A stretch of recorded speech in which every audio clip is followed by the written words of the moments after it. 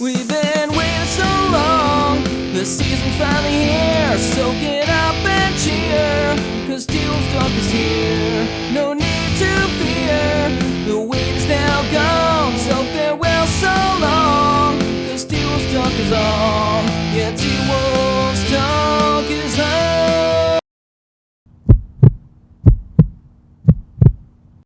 I will absolutely be a fan of bass holes now. All right, guys, welcome to, I can't really even say welcome back, just welcome to this episode of Timberwolves Talk podcast. I'm here with Peyton Reese, and it's been a little while again. It seems like we've been having to say that a good amount, but we're trying to get back on a normal schedule.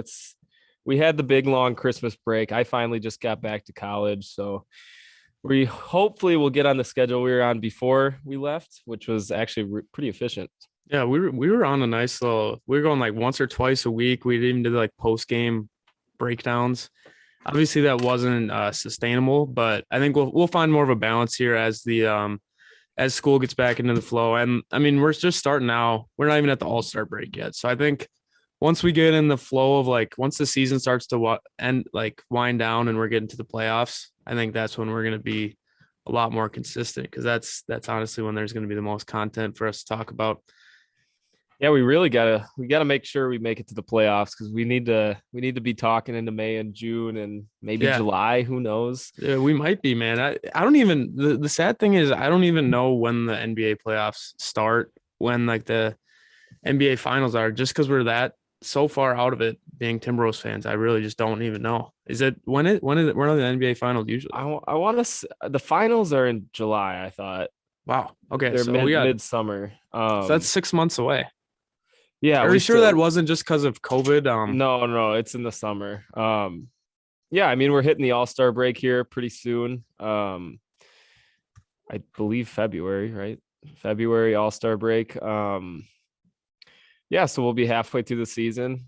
Hopefully, we can just consistently keep playing like a 500 team. I mean, that's kind of what our identity is at the moment. Win some tough games, lose some bad ones. No, I mean, I would beg to differ. I think our identity is a team that's 1 or 2 games under 500. I think that's where we're comfortable. I think that's what we strive for. We finally broke the 500 though. We were 1-6 in games that we could go over 500, and we finally broke it. We're 24-23 at the time of filming this, so keep that in mind. That's what I'm saying. We're trying to change the identity, but at the current moment, our identity is a team that's 1 or 2 games below 500.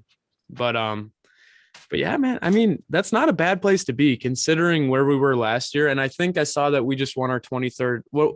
We just won our 20. When we won our 23rd game, that surpassed the amount of wins that we had, or tied the amount of wins that we had for last season. So I guess with the win last night, we passed our total amount of wins from last season. So that's insane in itself. That's big improvement in 1 year. That is for sure.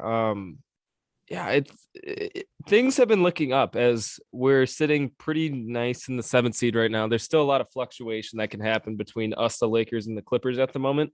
But there's also fluctuation that can happen in the 5 and 6 seed, which is good for us. The Nuggets at the moment are 24-21, as we are 24-23. Yep. Hey, Nuggets, play some more games, maybe, please.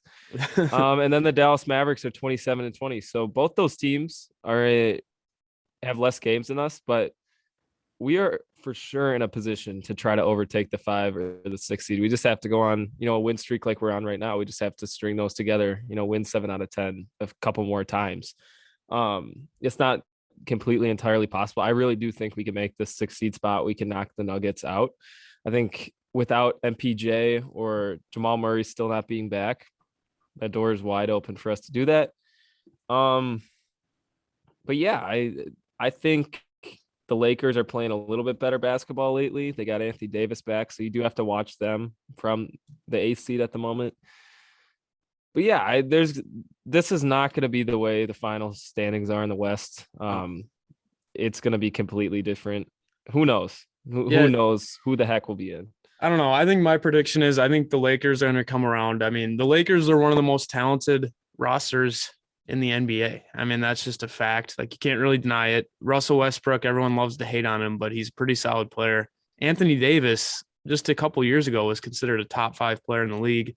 and LeBron, and you can make an argue that he's one of the best players in the league. So I think the Lakers are going to figure it out. I think they will pass us up, and I think when it's all said and done, I think about 7, 8, 9 is where we're gonna land. Which, I mean, it's not ideal. You don't want to be in that play-in tournament, but it is a big upgrade from last year, and I would be happy with that at the end of the day. I think the 6th seed. I think that if we did that, that would be amazing. But I don't know. I don't want to get my hopes that high. I got to be a realist here at this point.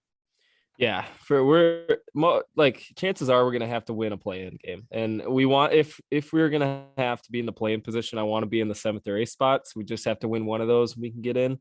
And at the moment, right now, like say we'd be the 7th seed if the season stopped right here. We'd have to play the Lakers one game, and then if we lost, we'd either have to play the Blazers or I believe who's the team, right? But the Clippers. So I mean, yeah.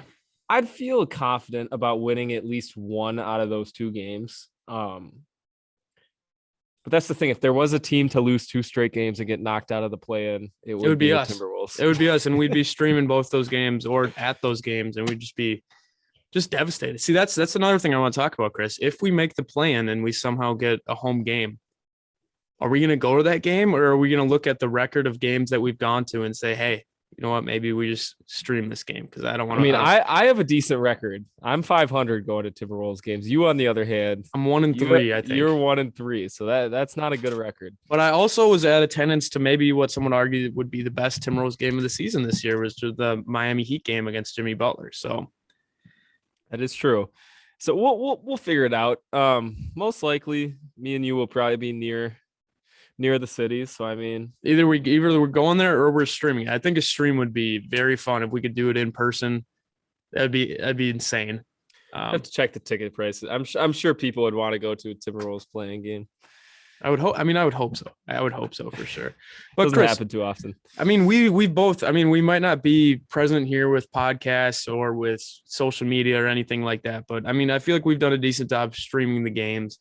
And on our own time, I think both of us have each been watching most of the games, if not all of the games. So we have a pretty firm grasp on how these last 10 or so games have gone. What do you think has been the biggest factor in these last few games?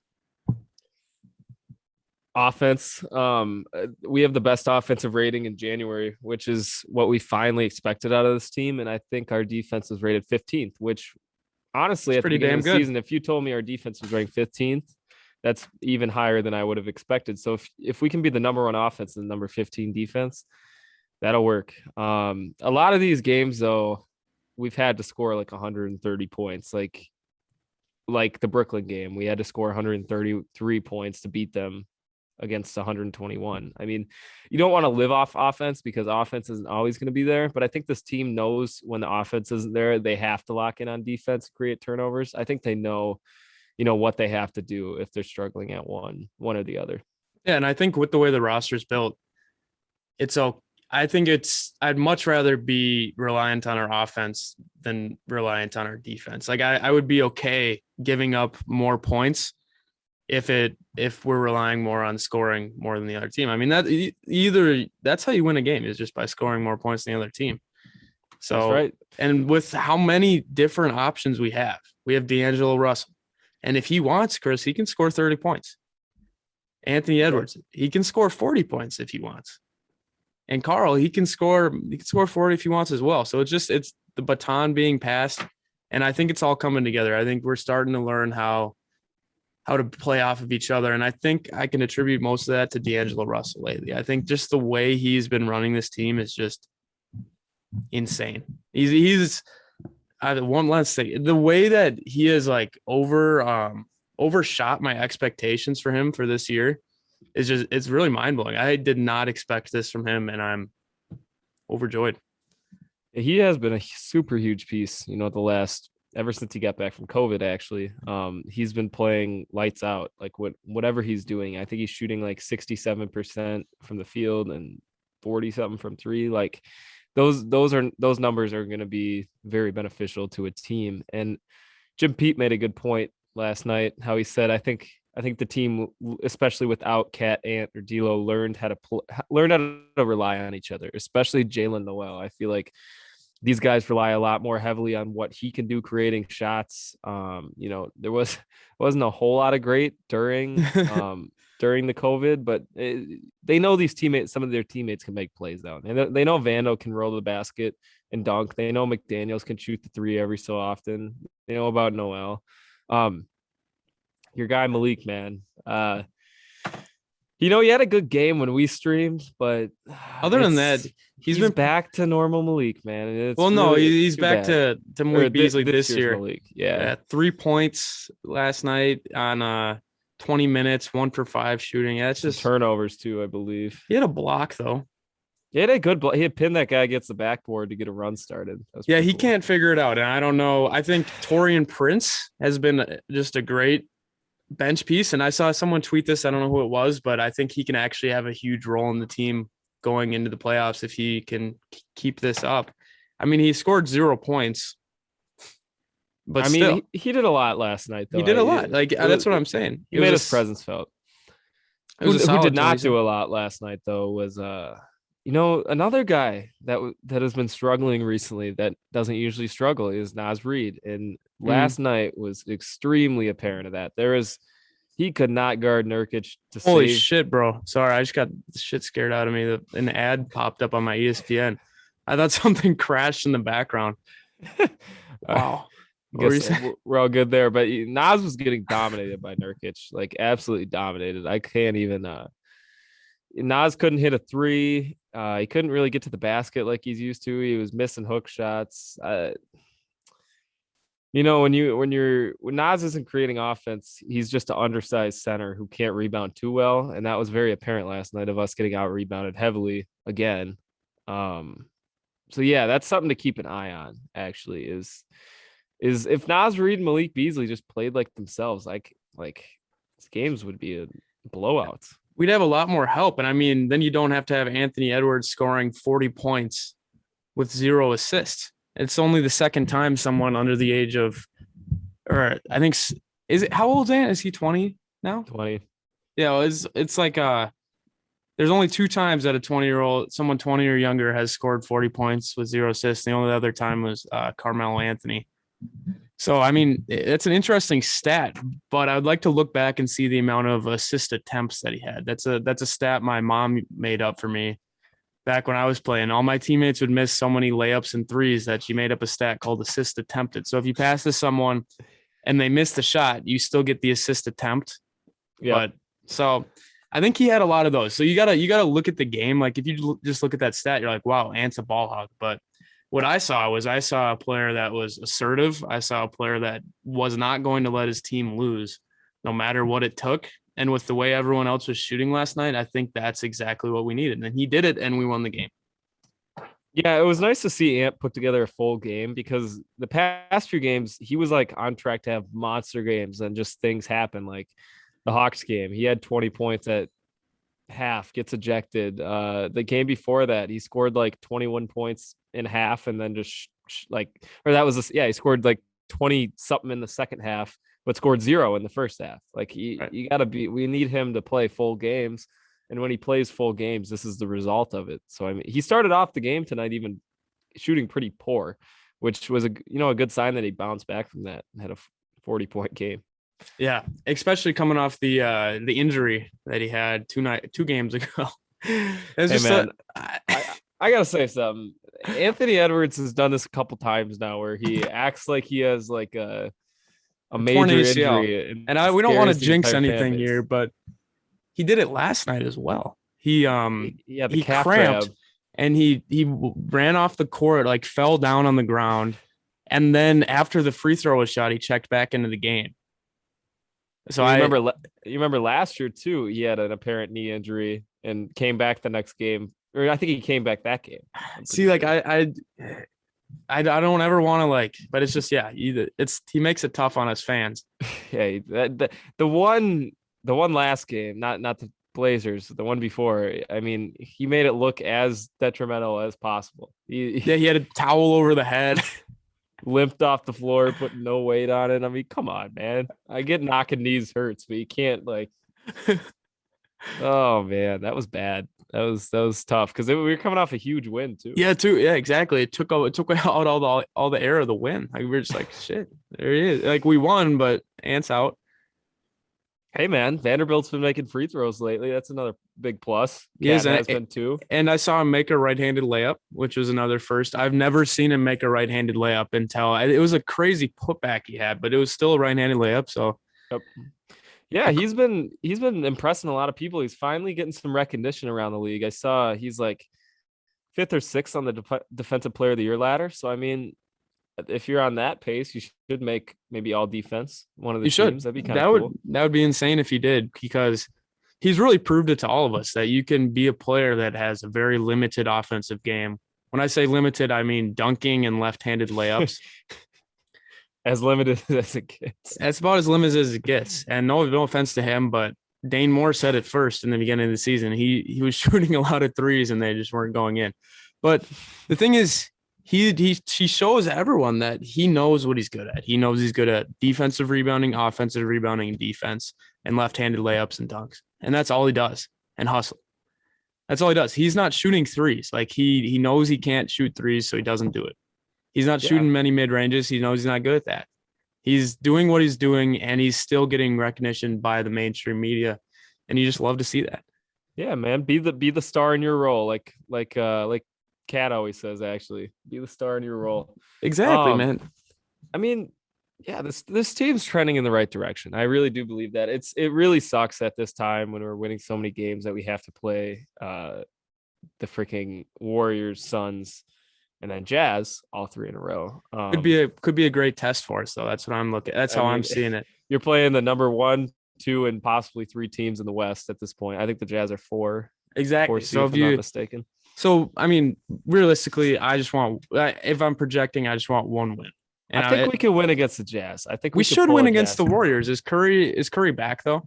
Yeah, Curry's back. They actually just slaughtered the Grizz. No, they beat someone really bad last night. That was good. But I mean, hey man, the Warriors fans are out for our heds too. It'll be a great for our heads, our personal heads. We were going at them last live stream. Are you out going out tomorrow night? Tomorrow night, I'm not going out tomorrow night. Actually, so are we streaming the game or what? We can stream that. Yeah, I mean, I feel like we might be oversaturating with Warriors live streams, but might as well. Well, the game's on TNT tomorrow though, Peyton. Is it? Yeah, it's a national game. We ain't live streaming. No, we'll just go out tomorrow. Actually, I got comedy club tonight. You're performing? No. I wish I was that funny to perform. We should get Ant at a comedy club. I think he could do something. We should. I've never been to a comedy club. I think that'd be hilarious. It'd be. I mean, I hear about him all the time on the Joe Rogan. That's all he talks about. It's good stuff. I mean, a lot of it's hit or miss, but when it hits, it's funny. Also, when it misses, it's funny though. I think that's a big. That's big part of the red light in the back. Everyone can see, and that means get off the stage. Really? Oh yeah. What do they call that in the comedy? I don't know. No, there's a name of it. Bombing. I think it's called bombing. Oh yeah, that sounds about right. It's called bombing. Yeah, some will say it's the most humiliating thing that can happen to a person. It is. And did Anthony Edwards bomb his post game interview last night? I want to hear it because there's a couple interesting clips from it, and D'Lo just looked like a disappointed father up on stage. Like he didn't say a word. He didn't really know when to talk. Well, I think there's a time and place for 2-person interviews. I think 2 people that can do a 2-man interview, Vando and Ant, maybe they kind of have the same level of funniness. Like they're both immature guys, like joking guys. Like it's like 2 little brother, like there's always this like little kids. But when you put D'Lo, who now has taken on this role, this team as the grandfather, the serious vet, the leader, the guy who he can't really, he almost got Pat Bev peeking in on him. He's got to be the serious guy for this team. He can't really joke around. He shows up to games wearing suits and Doc Martens with glasses on. So he can't be having that. And then you put Ant on there, who's coming off one of the best games of his career. Just cracking jokes left and right, just saying a lot of out of pocket, hilarious stuff.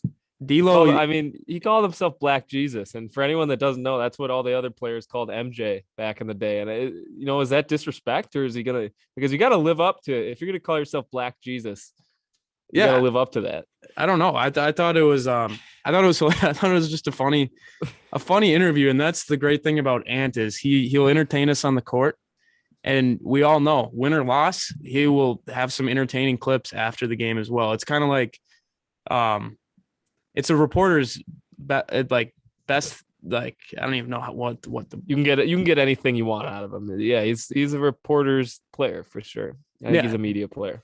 He's a media player, and it bodes well for us because we get some good laughs in the morning when we're reading the tweets. I also love when Dane Moore tweets out the quotations of the tweets, and it's just like stuff he would never say or like never how he would say it, and it's hilarious. Yeah, it's good vibes around the Timberwolves world right now. I'm sure things will go down the drain soon here, but no, you gotta keep an up. These 3 games don't define a season too, is what we have to remember when we're playing against the Warriors, Suns, and the Jazz. But we also have to keep in mind that these 3 teams are going to be on top for a little bit, in the coming years, and we're going to have to be able to develop into a team that can beat these guys and at least compete. Exactly. And I don't think we did that last time against the Jazz. And we haven't played the Suns yet, right? This year? No, we did. We played them pretty well, actually. I think we lost. That's right. Yep. I remember. And have we beat the Warriors twice this year, or we've only beat them once so far? No, we've only beat them. I think we've only played them twice, beat them once. Actually the Suns game last year against the Warriors was one of the most entertaining games I've ever watched. Was the Cat and Ant 40-point games, and then we beat the Suns later that year too. Yeah, so no, what I'm saying is like how you're saying that we're starting to trend up now. I think that this whole season has been an upward trend. I think if you were to graph it out, obviously I don't have a graph of the ups and downs of the season, everything as it's been up, like positives, negatives. I think overall it's been an upward trend, and it's just all been up, like trending towards the playoffs. And I think, we might take a little dip here, but I also think this is a great opportunity to, like you said, compete with teams that we need to compete with. Maybe not this year, but in the future, if we're going to be one of the best teams in the West, definitely have to compete with these teams. So you're completely right there, man. Yeah, I think rock bottom scenario, we lose all 3 of these, but I think like an average goal for this team would just to be stay 500 throughout these 3 games, win 1, lose 2, or if win 2, lose 1. I mean, come on now, or lose all 3, but compete, get better. Yeah, that's okay too. I mean, that's another thing. I think the fans are honestly maturing as well with this team. I think that our fan base was very immature. We didn't know how to handle winning. And that's why at the beginning of the season, when we won 1 game, it was, we're going to the playoffs, going to make a huge run at it. And then when we started losing games, everyone was jumping ship. Everyone wanted to start trading all of our assets away. I think that I think the fans are starting to develop and mature a little bit more that, might lose a few games here and there, but in the long run, it's okay. The best teams lose games. Yeah, most definitely. Gosh, what was I just going to say? I don't know, but I did just realize this. Man. I did just realize this. While you think I'm wearing a green hat right now with a green screen behind me. So when you guys are watching this hat's going to look just stupid on my hat. You're gonna have a great background for this. I don't know what it's going to be, but yeah. So I was going to get into the topic a little bit of, the trade deadline's coming up soon here in like 2-ish weeks. I think February 10th. So yeah, a little over 2 weeks. Would you like to see a small move or not? Yeah, I would. And I was, I've been looking at the box scores a little bit and been watching the games. And honestly, I think there's a certain point, maybe not just in basketball, but in life, where a change can affect both parties positively. And I think there's a certain situation on the Timberwolves with Josh Okogie where, this year he has not had a big role on the Timberwolves. He's done all they've asked for him. Every time he goes out there, he hustles, he plays defense. But I really, with the way the team's developing, I don't think he has much of a spot on our team. But I also think that doesn't mean he's not an NBA player. I think that he could find a role on many other teams in the league. And I also think that we could get something back in return for him that might help us out. So I think Josh Kogi would be someone I would be okay with us parting with. Yeah, I feel that. There's a couple players, honestly, that could fit that mold, and I think There you go. You keep going. fans would maybe hate to recognize this point, but I've thought about Jaden McDaniels a long time. Like I really have, and like I think he's probably a potential trade, piece. You really think so? I think if the Wolves are going to pull off a trade like Sachin's expected to, like I think he'll make a decent value trade in the coming weeks, and I think that may or may not take Jaden McDaniels, which I don't know how I'd feel about it. He struggled. He's a player who could, easily have a starting role on a young team, maybe. Well, he's starting on our team, isn't he? Yeah. Well, with Pat Bev out, yes. Yeah, I don't know. I don't know about. I like Jaden McDaniels. He's raw. He's still very raw player. I don't know how I feel. I like him, but I just feel like every time I look up at the TV, he's missing a wide open three or a layup. Like he's getting great shots. He's starting to be more aggressive, getting to the paint. But the problem is we're praising him for being aggressive. We're not praising him for making shots because he doesn't make them very often. Like we're happy to see him taking these shots, being aggressive, but it seems like it just hasn't clicked yet where he's converting on these. So he hasn't been playing great right now, but I think I can see it trending upward, but also, I guess I could see it. I guess I could see a trade with him. I would be sad by that. I think he has a future with this team. Yeah, and anyone that gets broken up, it'd be kind of sad with the way the season's going. We're finally starting to win a few games. I mean, I think we all have unfair connections with all the players in this team. Like the fact that we've been covering for so long, like if no one's really been traded since we've started this podcast, besides like Ricky Rubio and Wancho, of course. And Jarrett Culver, I guess. And Jarrett Culver. And even Jarrett Culver, I was like, wow, I don't want to get rid of Jarrett Culver, man. He's still I still believe in him. But obviously those are some great trades for our team. Yeah. Yeah, we got a lot of good stuff in return. I don't know, man. I don't think we're going to make a huge move. I don't think that's going to happen. I don't know though. I would love to be surprised. But I just hope we do. No Ben Simmons. That's all I ask. No Ben Simmons. I actually saw a report they're trying to wait until the off season, but I don't know, man. If I'm the Sixers, get rid of him, dude. What are you doing? You're contending right. He's MVP'd right now, man. Embiid is MVP'd. He's been playing unreal the past 5-6 games, averaging 40 points. Sixers are up there competing. I feel like if they just had a Ben Simmons caliber player that they could trade for. Not even a Ben Simmons. I saw a trade offer that they got from, was it the Kings who offered him just an insane deal and they turned it down? It could have been if you get a player like De'Aaron Fox or something, even someone like that can complement Embiid, just and some first to get set up for the next couple of years so you can stay competing, which what are you doing holding on to him right now? I feel like his value will not go up from where it is right now. I think it's the lowest it can go, unless they're trying to get him to come back, which would be an insane story. If they can somehow mend this and bring Ben Simmons back into the equation before the playoffs and win the championship with Ben Simmons, I mean, you can't make up a better story than that. It'd be quite the storyline, man. That would be quite the storyline. Think about that. No one's thought about that. This guy could still come back. I've seen stuff on Twitter that he will come back, and I know it's just Twitter, but still. Yeah, I don't know. I think a player we should try to acquire would be more towards a Robert Covington or a Harrison Barnes. Harrison Barnes on the upper end, even, because we'd have to give up. I think we might have to give up a lottery protected first for Harrison Barnes, honestly, and that's not worth it. Yeah, well, we'd have to trade Malik too. We'd have to trade Malik, and I can't do that. I can't give up on Malik this. That's the thing, though. If we want a mid-tier caliber player, you got to give up something. His contract. His contract. We just have to match salaries. We don't have cap room at the moment. So Malik is he's not helping his trade value right now. Maybe this is all part of the plan. Maybe Maybe he doesn't want to leave Minnesota. Maybe he's just like, you know what? After the trade deadline, I'm going to start making my shots. But I need to have my value as low as possible so they don't trade me, and then I can start going off again and really start trying. You know, maybe that's the plan. You got to look at everything, Chris. Always. You really do. You really do. But I don't know, man. I think these next 3 games, I'm actually really excited to watch. So we got Golden State tomorrow on Thursday, Phoenix on Friday, and then Sunday, Utah. So those are all weekend games. I think if you guys don't have anything going on, tune in. This will be a test to the old Timberwolves. I think we got everyone back.